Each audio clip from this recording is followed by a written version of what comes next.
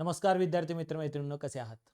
सर्वांचं स्वागत आहे चालू घडामोडी टेस्ट सिरीजच्या भाग 3 मध्ये. आणि आपण राज्यसेवा पूर्व परीक्षा, गट ब गट क पूर्व परीक्षा आणि येणारी गट क मुख्य परीक्षा यासाठी अत्यंत महत्त्वाच्या अशा चालू घडामोडी ज्या आहेत त्या प्रश्नांच्या माध्यमातून रिवाइज करतोय. इथं हे प्रश्न सोडवा आणि एक प्रश्नाचा भले मी एखाद्या चालू घडामोडीवर एका अँगलने जरी प्रश्न विचारला असेल तरी तुम्हाला ती पूर्ण एंटायर जी काही करंट अफेअर आहे ते आपण इथं स्टडी करतोय, जेणेकरून कोणत्याही अँगलने तुम्हाला प्रश्न आला तरी तो सोडवता येईल. चला तर सुरू करूया. पहिला प्रश्न घ्या आजचा.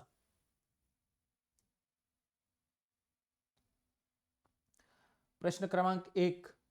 मार्च 2025 मध्ये कायदा आणि न्याय मंत्रालयाच्या कायदा सचिव बनणाऱ्या देशातल्या पहिल्या महिला कोण?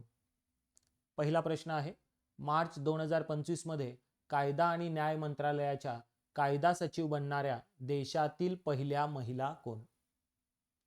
ऑप्शन 1 आस्था पुनिया, ऑप्शन 2 अंजू राठी राणा, ऑप्शन 3 रेखा गुप्ता आणि ऑप्शन 4 सोनाली मिश्रा. ऑप्शन 1 आस्था पुनिया, ऑप्शन 2 अंजू राठी राणा, ऑप्शन 3 रेखा गुप्ता आणि ऑप्शन 4 सोनाली मिश्रा. आणि तुमचा टाइम इथं समाप्त होतोय. याचं उत्तर आहे ऑप्शन 2 अंजू राठी राणा. अंजू राठी राणा यांच्याबद्दल आपल्याला माहिती पाहिजे की भारतीय कायदेशीर सेवा अधिकारी, इंडियन लीगल सर्व्हिसच्या अधिकारी असणाऱ्या अंजू राठी राणा यांना मार्च 2025 मध्ये कायदा आणि न्याय मंत्रालयाच्या कायदेशीर व्यवहार विभागाच्या सचिवपदी नियुक्ती करण्यात आली 2 वर्षांसाठी. आणि या पदाला कायदा सचिव असं संबोधण्यात येतं. आणि देशातल्या पहिल्या कायदा सचिव झालेल्या महिला कोण आहेत? तर त्या आहेत अंजू राठी राणा. तर आपल्याला अंजू राठी राणा यांच्याबद्दल माहिती पाहिजे. त्या मूळच्या कुठल्या आहेत बरं? उत्तर प्रदेशच्या आहेत. आणि दिल्ली सरकारसोबत त्यांनी 18 वर्षे सरकारी वकील म्हणून पण काम केलेलं आहे. त्याचबरोबर कायदा आणि न्याय मंत्रालयामध्ये सहसचिव म्हणून त्यांनी काम केलंय, कायदेशीर सल्लागार म्हणून काम केलंय, त्याचबरोबर अपर सचिव म्हणून पण काम केलेलं आहे. नवोदय विद्यालय समितीमध्ये त्या कायदेशीर सहाय्यक म्हणून पण काम करत होत्या. तर अंजू राठी राणा ज्या उत्तर प्रदेशच्या आहेत, देशातल्या पहिल्या महिला कायदा सचिव ठरलेल्या आहेत. मग इतर 3 ऑप्शन ही आपल्याला माहिती पाहिजेत. याही 3 महत्वाच्या आहेत. आस्था पुनिया कोण आहेत बरं? रेखा गुप्ता कोण आहेत? आणि सोनाली मिश्रा कोण आहेत? हेही आपल्याला इथं माहिती हवं. रेखा गुप्ता म्हणजे दिल्लीच्या मुख्यमंत्री.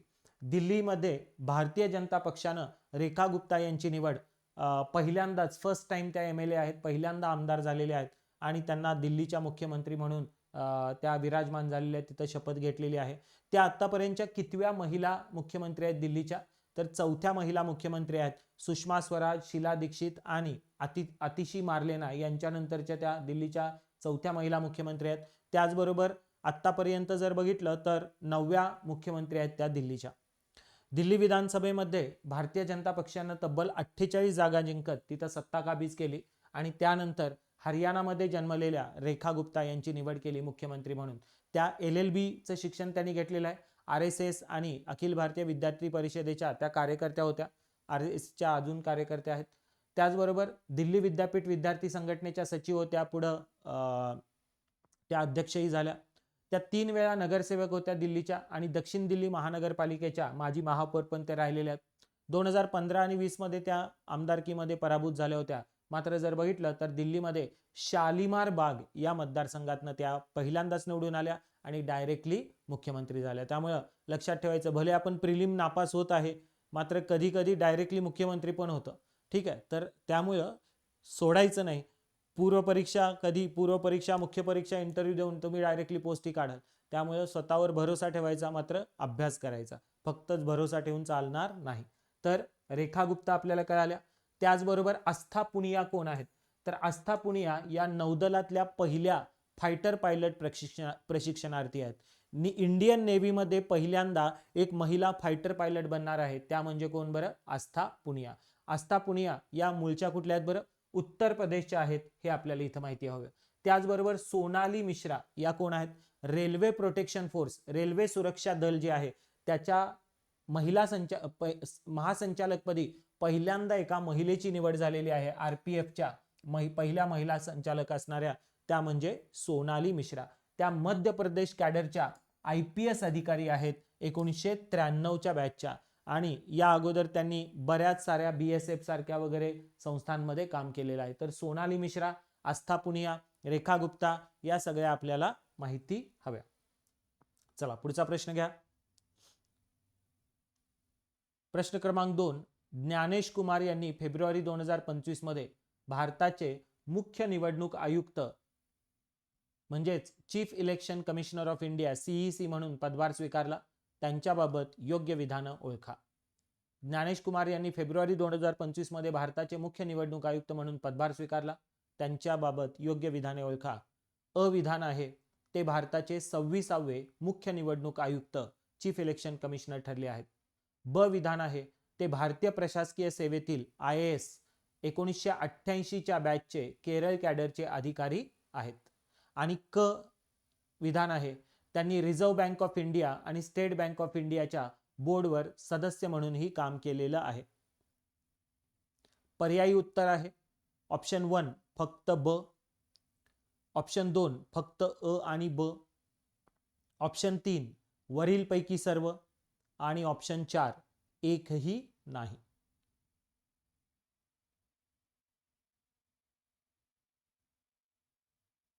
चला आपला वेळ इथं समाप्त होतोय. या प्रश्नाचं उत्तर, अत्यंत महत्वाची नेमणूक आहे. ज्ञानेश कुमार हे चीफ इलेक्शन कमिशनर म्हणून फेब्रुवारी 2025 मध्ये नियुक्त झाले आणि ते देशाचे आतापर्यंतचे 26वे चीफ इलेक्शन कमिशनर ठरलेले आहेत. त्यामुळे अ विधान हे बरोबर आहे. योग्य विधान आपल्याला काय करायचे आहेत, ओळखायचे आहेत. दुसरं ब विधान आहे, ते IAS 1988च्या बॅचचे केरळ कॅडरचे अधिकारी आहेत. यस, तर ते ज्ञानेश कुमार हे 88च्या बॅचचे IAS आहेत. कुठल्या कॅडरचे? केरळ कॅडरचे आहेत. आणि त्यांनी रिझर्व्ह बँक ऑफ इंडिया आणि स्टेट बँक ऑफ इंडियाच्या बोर्डवर सदस्य म्हणून काम केलंय. तर ही स्टेटमेंट चुकीची आहे. त्यामुळे अ आणि ब ह्या दोन योग्य विधान आहेत. त्यामुळे याचं उत्तर आहे ऑप्शन 2. आता मी तिसरी स्टेटमेंट कुठली आहे बरं? तिसरी स्टेटमेंट ती म्हणजे ज्ञानेश कुमार यांच्यासह विवेक जोशी यांना पण इलेक्शन कमिशनर म्हणून नेमण्यात आलंय. आणि विवेक जोशी हे या अगोदर जर बघितलं तर RBI आणि SBIच्या बोर्डवर सदस्य म्हणून कार्यरत होते. ज्ञानेश कुमार नाही, तो कोण? विवेक जोशी. तर आपल्याला ज्ञानेश कुमार यांच्याबद्दल पहिल्यांदा माहिती पाहिजे. तर कोण नियुक्ती करतं? राष्ट्रपती. तर राष्ट्रपतींनी ज्ञानेश कुमार यांची नियुक्ती केलेली आहे CEC म्हणून, आणि ते देशाचे 26वे मुख्य निवडणूक आयुक्त झालेत. आणि त्यांच्यासोबत विवेक जोशी यांची इलेक्शन कमिशनर म्हणून नियुक्ती केलेली आहे. जर बघितलं तर मुख्य निवडणूक आयुक्त आणि इतर निवडणूक आयुक्त कायदा जो 2023चा जो नवीन कायदा आहे, त्या कायद्याअंतर्गत नरेंद्र मोदी यांच्या म्हणजे पंतप्रधान नरेंद्र मोदी यांच्या अध्यक्षतेखाली 3 सदस्यांच्या निवड समितीनं त्यांच्या नावाला मंजुरी दिली आणि त्यानंतर राष्ट्रपतींनी त्यांची नियुक्ती केली. आपल्याला माहिती पाहिजे इलेक्शन कमिशनर्स आणि चीफ इलेक्शन कमिशनरच्या निवड समितीमध्ये कोण लोक असतात? तर ते 3 लोक असतात. पंतप्रधान, त्याचबरोबर देशाचे गृहमंत्री आणि तिसरी व्यक्ती म्हणजे लीडर ऑफ ऑपोजिशन. तर कोण आहेत? राहुल गांधी. तर अशा प्रकारे त्यांच्या समितीनं ही नेमणूक शिफारस दिली होती. आता ज्ञानेश कुमार हे मुख्य निवडणूक आयुक्त आहेत. सुखबीर सिंग संधू हे निवडणूक आयुक्त आहेत आणि विवेक जोशी हे निवडणूक आयुक्त आहेत. ज्ञानेश कुमार यांच्याबद्दल आपल्याला माहिती पाहिजे, ते 88च्या बॅचचे केरळ कॅडरचे असे IAS अधिकारी आहेत. आणि ते मूळचे कुठले आहेत बरं? उत्तर प्रदेशचे आहेत. उत्तर प्रदेशमधल्या आग्रामधले आहेत.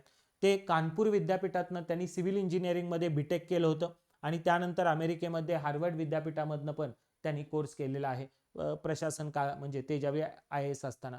केंद्रीय गृह मंत्रालयामध्ये श्रीराम जन्मभूमी तीर्थ क्षेत्र ट्रस्टच्या स्थापनेमध्ये त्यांनी महत्वाची भूमिका बजावली होती. त्याचबरोबर आर्टिकल 370 रद्द करण्याच्या कालावधीमध्ये पण ते सक्रिय होते. आणि जम्मू काश्मीर आणि म्हणजे त्या काळामध्ये गृह मंत्रालयामध्ये जम्मू काश्मीर विभागाचं नेतृत्वही त्यांनी केलं होतं.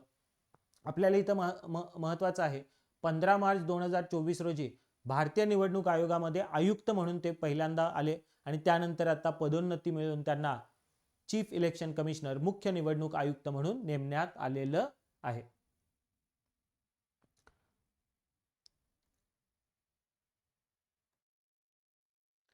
तसंच जर बघितलं तर विवेक जोशी यांच्याबद्दल पण थोडक्यात माहिती असू द्या. ते IIT रुर्की मधून पासआउट आहेत मेकॅनिकल इंजिनिअरिंग मध्ये आणि 1989च्या बॅचचे हरियाणा कॅडरचे IAS अधिकारी आहेत. Indian institute of foreign trade मधनं त्यांना आंतरराष्ट्रीय व्यवसायामध्ये व्यवसायामध्ये एक्झिक्युटिव्ह मास्टर्स पण केलेलं आहे. RBI SBIच्या बोर्डवर ते सदस्य होते. त्याचबरोबर हरियाणा सरकारमध्ये मुख्य सचिव म्हणून पण त्यांनी काम केलेलं आहे. ठीक आहे.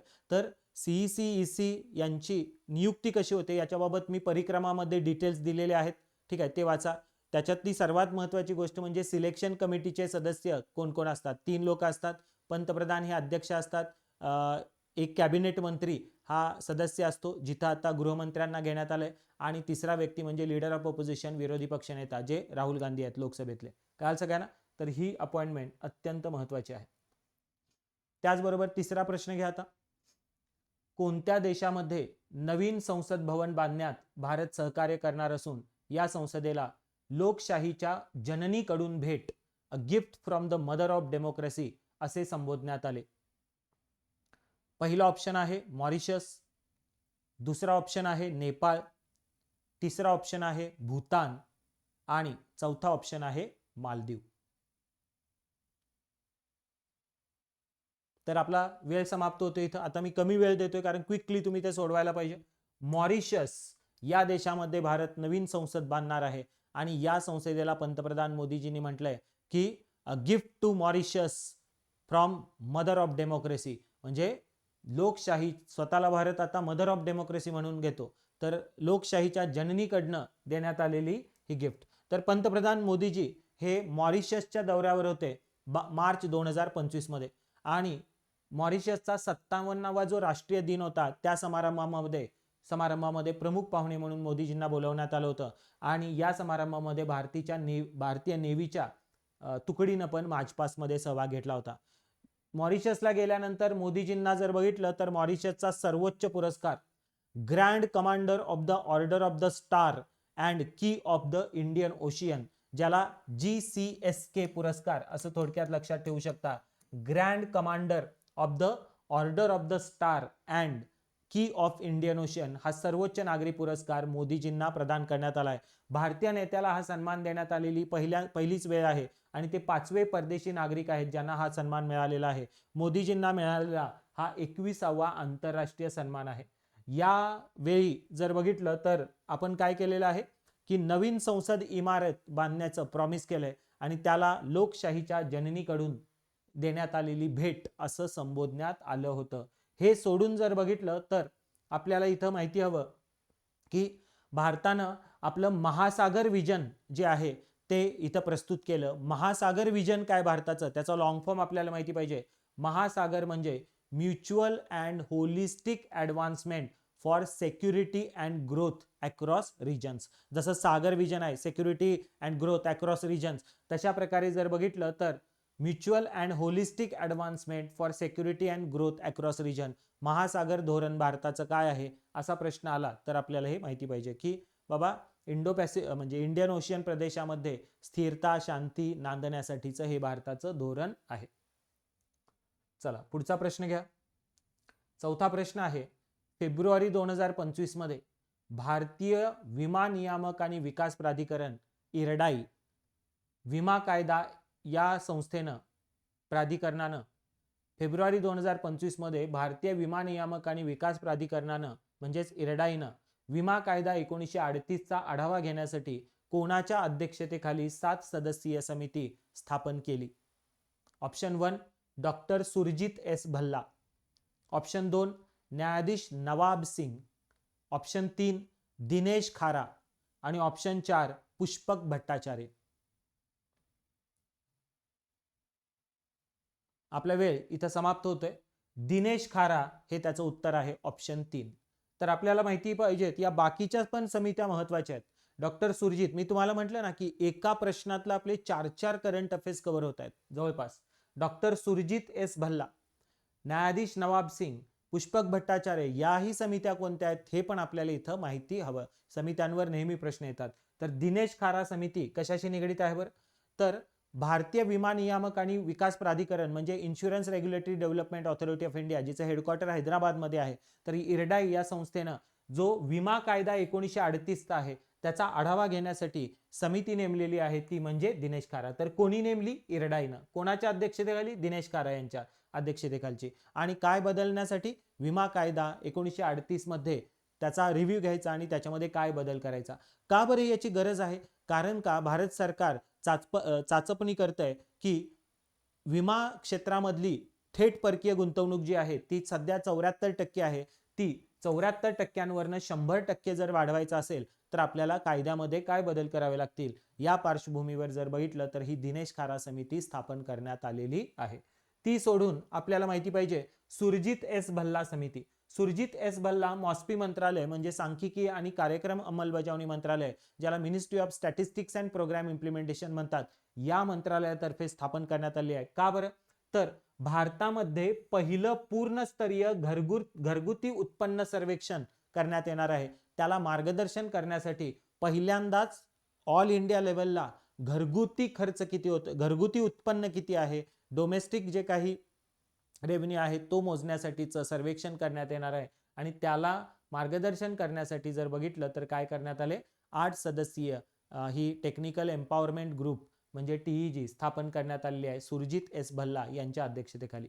त्याचबरोबर आपल्याला माहिती पाहिजे IIT मुंबईचे प्राध्यापक असणारे पुष्पक भट्टाचार्य यांच्या अध्यक्षतेखालची समिती कोणी स्थापन केलेली आहे. तर आपल्याला माहिती पाहिजे RBI रिझर्व्ह बँक ऑफ इंडियानं काय केलंय बरं, की आर्टिफिशियल इंटेलिजन्स म्हणजे आर्थिक क्षेत्रामध्ये आर्टिफिशियल इंटेलिजन्सचा फ्री वापर, फ्री म्हणजे काय, framework for responsible and ethical enablement of AI म्हणजेच काय, तर आर्टिफिशियल इंटेलिजन्सचा जबाबदार आणि नैतिक वापर कसा करता येईल, सुनिश्चित करता येईल कोणत्या क्षेत्रात, आर्थिक क्षेत्रात, यासाठीचं फ्रेमवर्क शिफारस करण्यासाठी पुष्पक भट्टाचार्य समिती आहे. तर फ्री AI वरची ही समिती आहे. फ्री AI असा शब्द वापरण्यात येतो म्हणजे आर्थिक क्षेत्रामध्ये आर्टिफिशियल इंटेलिजन्स वापरताना कशा प्रकारे तो नैतिकरित्या जबाबदारीरित्या वापरला जावा याबाबतचं फ्रेमवर्क हे देण्यात येणार आहे.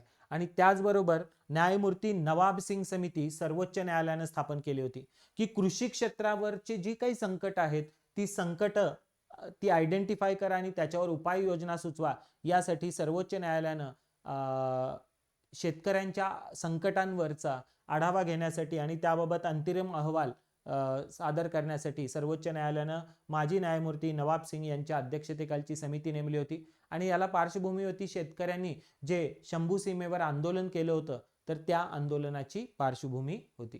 ठीक आहे. तर या तिन्ही समित्या आपल्याला माहिती पाहिजेत, डॉक्टर सुरजित एस भल्ला, त्याचबरोबर पुष्पक भट्टाचार्य समिती आणि नवाब सिंग समिती आणि त्याचबरोबर दिनेश खारा समिती.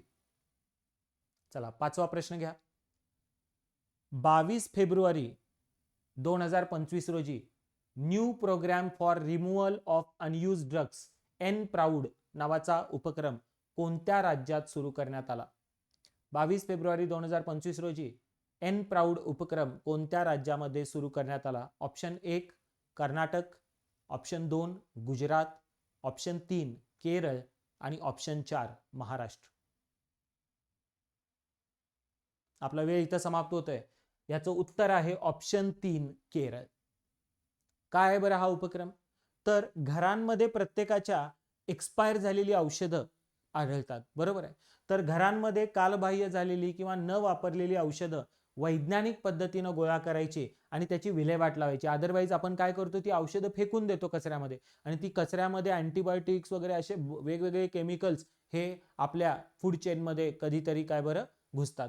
तर त्यामुळं वैज्ञानिक पद्धतीनं अशा घरांमधनं कालबाह्य आणि न वापरलेल्या औषधांची वैज्ञानिक पद्धतीनं गोळा करून विल्हेवाट लावणारं केरळ हे देशातलं पहिलं राज्य ठरलेलं आहे आणि यासाठी त्यांनी NPROUD नावाचा उपक्रम सुरू केलेला आहे. तर पहिलं राज्य तर आहेच, त्याचबरोबर NPROUD नावाचा उपक्रम सुरू केला. काल सगळ्यांना हे अत्यंत महत्वाचं आहे. तर आपली रक्षाबंधनची जी ऑफर आहे ती एक्सटेंडेड आहे काही दिवस. ज्या विद्यार्थ्यांना त्या काळामध्ये पैसे जमा करणं जमलं नव्हतं तर त्या विद्यार्थ्यांना अर्जुन बॅच, सातत्य बॅच, वार्षिक बॅच, सर्व बॅचेसवर भरघोस डिस्काउंट मी कंटिन्यू ठेवलेला आहे. तर त्याचा लाभ घ्या येणाऱ्या 2 दिवसामध्ये. अर्जुन बॅच ही संयुक्त गट ब गट क साठी अत्यंत महत्वाची बॅच आहे, ज्यामध्ये मी एंटायर 2024 त्याचबरोबर 2025 कव्हर केलेला आहे. 2024 आणि 25 2024 सेक्शन वाईज आहे, 2025 महिन्यामध्ये सेक्शन वाईज आहे. अशा प्रकारे तुम्ही ते कव्हर करू शकता. त्याचबरोबर सातत्य बॅच मध्येही तुम्हाला 2024 एंटायर कव्हर केलेलं दिसेल, 2025 मध्ये पण महिन्या वाईज सेक्शन वाईज कव्हर केलेलं दिसेल. वार्षिक चालू घडामोडी बॅच 2025, जो विद्यार्थी 2026 ची प्रिपरेशन करतोय किंवा 25च फक्त करंट अफेअर्स करायचं आहे, त्यांना ही बॅच उपलब्ध आहे. ही बॅच जॉईन करा. जानेवारी ते डिसेंबर 2025 पर्यंतचे महिना वाईज सेक्शन वाईज तुम्हाला इथं लेक्चर्स मिळतात आणि त्याचबरोबर तुम्हाला 400+ प्रश्नांची वन लाइनर पीडीएफ मिळते. ही वन लाइनर पीडीएफ मी जे काही इतरत्र सगळं सोर्सेस आहेत, वेबसाईट्स वगैरे, त्याच्यातल्या छोट्या छोट्या गोष्टी ज्या लपून राहिलेल्या आहेत कुठं, त्या आयडेंटिफाय करून असे वन लाइनर केलेले आहेत. त्याच्याद्वारे तुम्ही रिव्हिजनही करू शकता. आता आपण ही वन लाइनर पीडीएफ ची बॅच सेपरेटही जॉईन करता येते जर काही विद्यार्थ्यांना फक्त वन लाइनर पीडीएफ ची बॅच हवी असेल तर.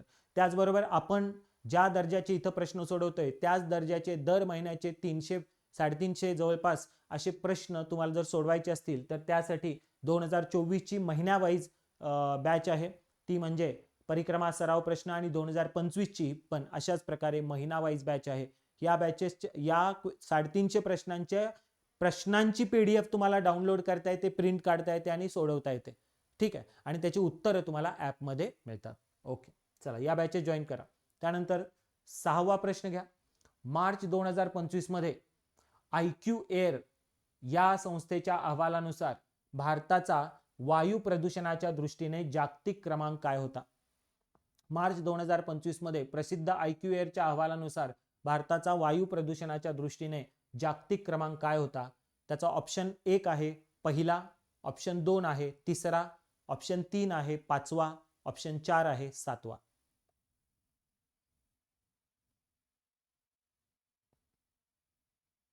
वेळ समाप्त होते आपली. इथं आपला भारताचा क्रमांक आहे पाचवा.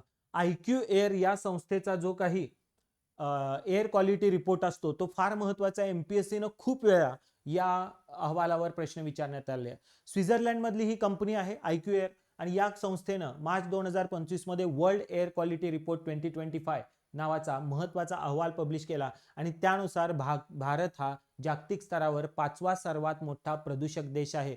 तर भारतामध्ये मेघालय मधलं बायरनीहाट नावाचं जे शहर आहे ते जगातलं सर्वात प्रदूषित महानगर शहर ठरलेलं आहे. त्याचबरोबर जर बघितलं तर जगामध्ये 7 देश आहेत, त्यांनीच फक्त WHO न जी पोल्युशन लेवल सांगितली होती ती काय केली आहे, कंप्लाय केलेली आहे. ते 7 देश म्हणजे Australia, Bahamas, Barbados, Estonia, Grenada, Iceland आणि न्यूझीलंड. आपल्याला माहिती पाहिजे की 2024 मध्ये जगातला सर्वात प्रदूषित देश कुठला, तर तो आहे चाड. आफ्रिकेमधला चाड हा सर्वात प्रदूषित देश आहे. त्यानंतर बांगलादेश, पाकिस्तान, DRC यांचा नंबर येतो, आणि मग भारताचा नंबर येतो, तो म्हणजे 5वा.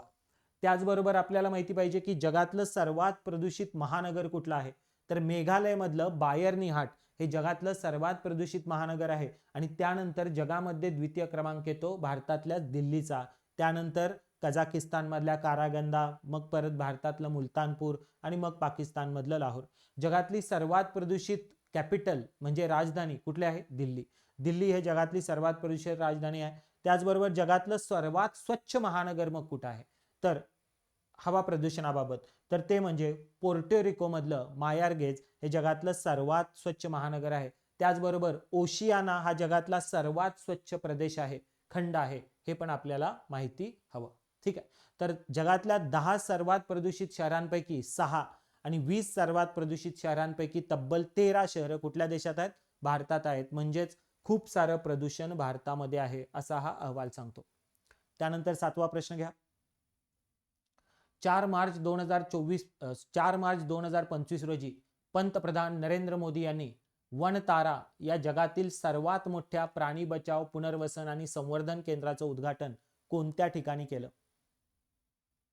Option 1 Rajasthan, option 2 Gujarat, option 3 Maharashtra, option 4 Madhya Pradesh. Option 1 Rajasthan, option 2 Gujarat, option 3 Maharashtra, option 4 Madhya प्रदेश. आपला टाइम समाप्त होतो. ऑफकोर्स सगळ्यांना जर बघितलं तर आता चर्चेमध्ये असणारा हा वनतारा प्रोजेक्ट आहे, गुजरात हे त्याचं उत्तर आहे. का बरं चर्चेत आहे? आपण बघितलंय की कोल्हापूरमधून माधुरी किंवा महादेवी हत्तीन ही वंतारामध्ये नेण्यात आली होती आणि तिला परत आणण्यासाठी प्रचंड जन आंदोलन झालं, त्यामुळं हा वंतारा प्रोजेक्ट न्यूजमध्ये होता.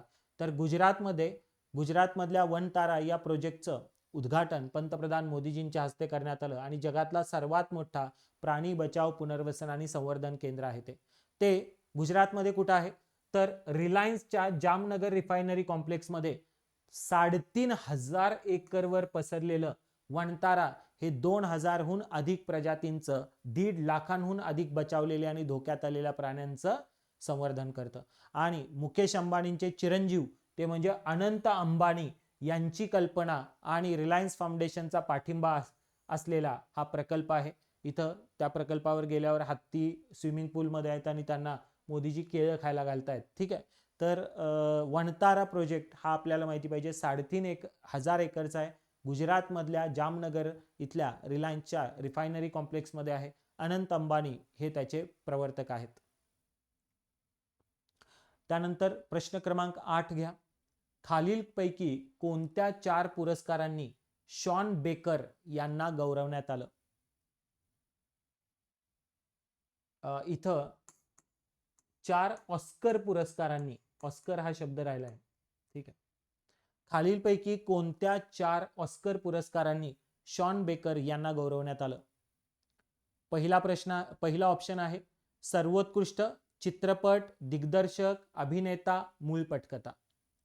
दुसरा ऑप्शन आहे सर्वोत्कृष्ट चित्रपट, दिग्दर्शक, संकलन, मूळ पटकथा. तिसरा ऑप्शन आहे सर्वोत्कृष्ट चित्रपट, दिग्दर्शक, संकलन, ध्वनी. आणि चौथा ऑप्शन आहे सर्वोत्कृष्ट दिग्दर्शक, छायाचित्रण, संकलन, ध्वनी.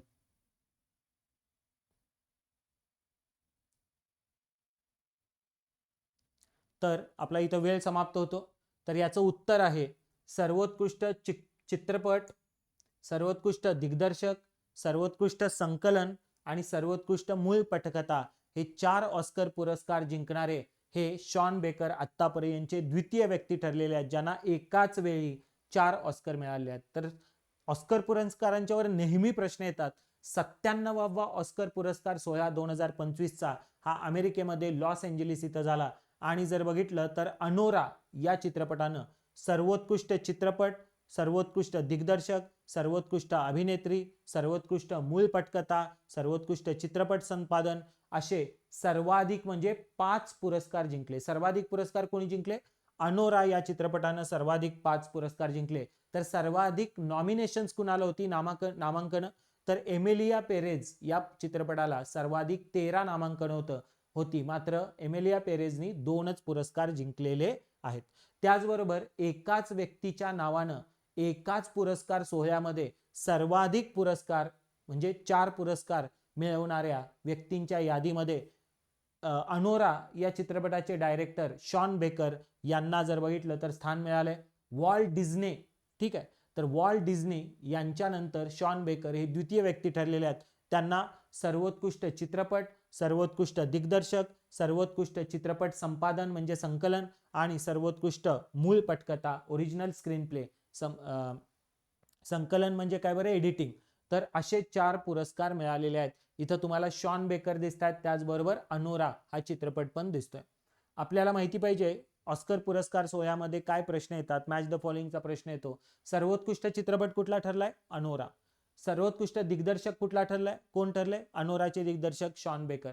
सर्वोत्कृष्ट अभिनेत्री कोण आहे बरं? तर अनोराचीच ऍक्ट्रेस मिकी मॅडिसन. त्याचबरोबर सर्वोत्कृष्ट अभिनेता कोण ठरलाय? द ब्रुटलिस्ट या चित्रपटाचा, तो म्हणजे ॲड्रियन ब्रॉडी.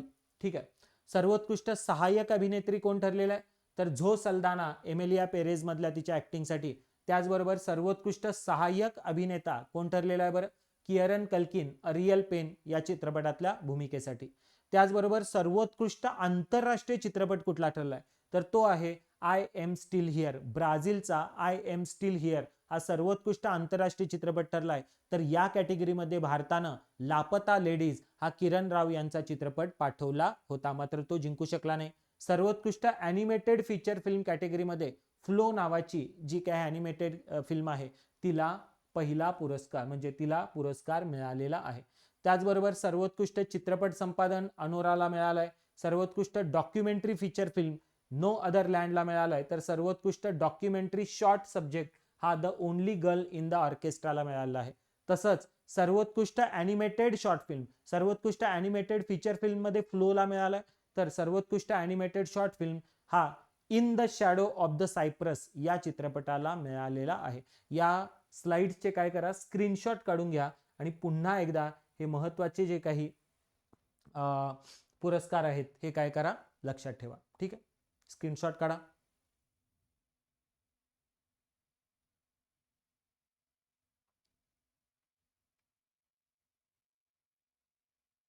ओके, त्याच्या पुढचा प्रश्न घ्या. 9वा प्रश्न आहे, दिया सलाई हे पुस्तक कोणाचं आत्मचरित्र आहे? दिया सलाई हे पुस्तक कोणाचं आत्मचरित्र आहे?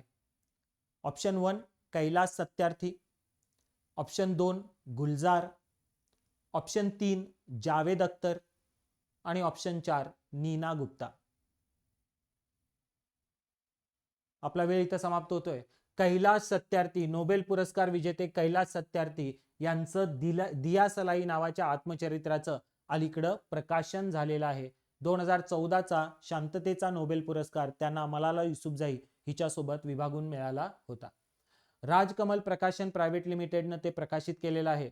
मध्य प्रदेशमध्ये विदिशा इथल्या पोलीस कॉन्स्टेबलच्या कुटुंबामध्ये जन्मल्यापासून ते 186 देशांमध्ये पोहोचलेल्या त्यांच्या बाल कामगार विरोधामध्ये चळवळ आहे, बचपन बचाव आंदोलन आणि global March against child labour या आंतरराष्ट्रीय चळवळीचं नेतृत्व करण्याबद्दलची त्यांची जी काही जर्नी आहे ती या पुस्तकामध्ये मांडलेली आहे. इथं दिसत आहेत तुम्हाला कैलास सत्यार्थी, त्यांचं दिया सलाई हे आत्मचरित्र. त्याचबरोबर गुलजार यांचं आत्मचरित्राचं नाव काय बरं? ऍक्च्युअली आय मेट देम, अशा प्रकारचं त्यांचं आत्मचरित्र नाही, मात्र ते मेमॉयर आहे, संस्मरण आहे. Actually I met them.